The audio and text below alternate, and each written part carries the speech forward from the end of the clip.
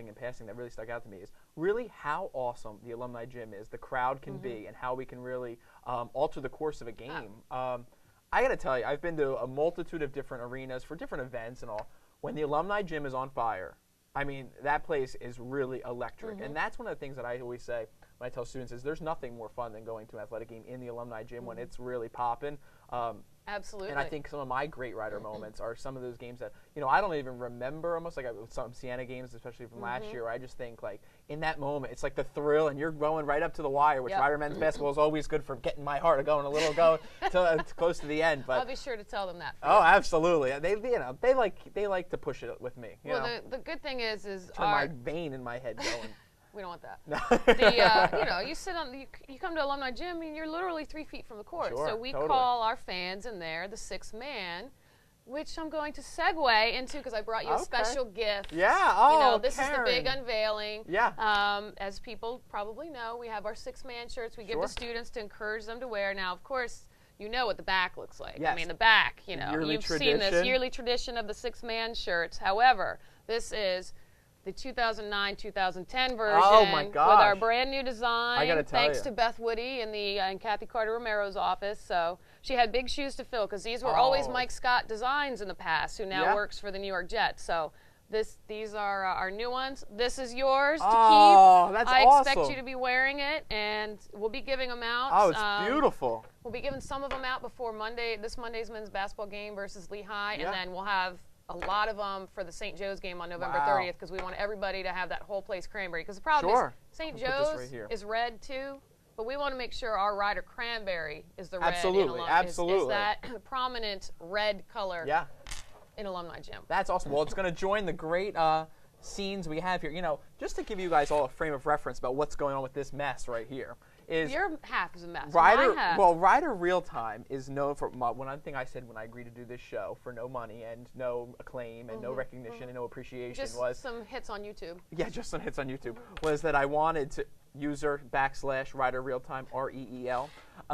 One thing I said was I want the desk to look like my desk. Now I pride myself as having an office where students love to come into and vent and scream and yell and in the end feel happy and comfortable when they come in. I frequently do that myself. Yes, absolutely. But one thing is when I said I wanted it to look like my desk is I wanted all my little items. Well, Karin, diva of all divas, wouldn't come on the show unless we brought her tchotchkes, and you know there's a lot of space to share. I'm big into show and tell. I don't, you know, I have an office like yours. People come into my office, they sit down, they look at all the stuff that's hanging around. So I said, you know what?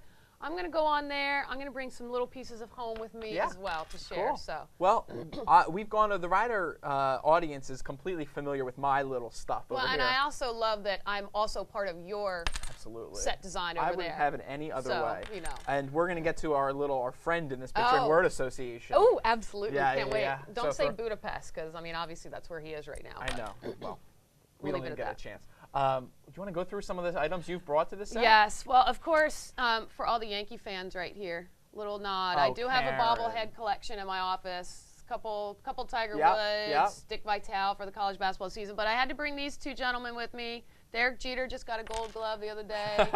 You know, for his fielding. Yeah. I'll clarify that. Okay. Oh. And a little Babe Ruth, because, you know, even though they don't play in the house that Babe built anymore, they got a new house. But nod to the world champions. Very cool. So very excited about that. And then, of course, my niece and nephew, who actually my niece will be mortified because in this picture she has braces and she no longer has braces. She's 14 and her little brother's 11, but I just wanted them to, you know, get their 5 minutes of fame. Yeah, well, I will say I've seen recent pictures. Yes. Beautiful girl. Yes, absolutely. Girl. Doesn't surprise me. And of course, just some Rider basketball, but this right here, big time. This is where the action is. This is the action right here. This is big time. Jason Thompson, you know, everybody's favorite former Rider basketball player, now with the Kings. So he actually, when he came back, he brought me this little license plate that I display in my office. Oh, it's autographed. And he autographed it for me. Yes, he also brought me a big Sacramento Kings pillow that also is in my office. That's so I figured, you know what, we'll give Jay a little love right now because even though he's across the coast, we still love him here at Rider. Absolutely. I got to tell you, I mean, it's so funny. I had classes with Jason. We were in political science with Dr. Rebovich, and it's so funny to think that, you know, here's this kid who sat next to me and some of the amazing accomplishments that he's embarking on in his professional career. I think he's going to do wonderful things. I think you would agree with that. He's a good ambassador for Ryder, and hopefully, his brother and the rest of the Ryder Bronx this year can do the one thing he didn't do, and that's win the MAC tournament and go to the NCAA. I think we're good. I think we're going to do really well. We'll find out a little bit tonight. They're at Mississippi State, so we'll find out. And it all begins. Real quick, before we go to a commercial break, we're going to go over some milestones and moments going on Ryder's campus. I want to throw a very special happy birthday out to a good friend of mine, Andrew Lobrace, who's turning 23 tomorrow. He's the graduate assistant of Campus Life, a hard worker, and like I said, a very dear friend. Wouldn't that make his twin brother also turning 23? His twin brother, Matt, is turning 23. So let's wish him a You know what? That's happy birthday to him, too. Happy birthday to you as well. And Michael Franken, who is the administrative assistant for the Office of Residence Life, today, Friday the 13th, is his last day. Thank you so much, Michael, for everything that you've contributed to the Ryder family. We will be back shortly with hot topics on Rihanna, Chris Brown. Promise you it's not going to be what you think it is. Some good music tips that I have for you every week. And, well... Carrie Prejean. We have to get into that. Carrie Prejean. We'll see you back with Ryder Real Time with Nick Barbati.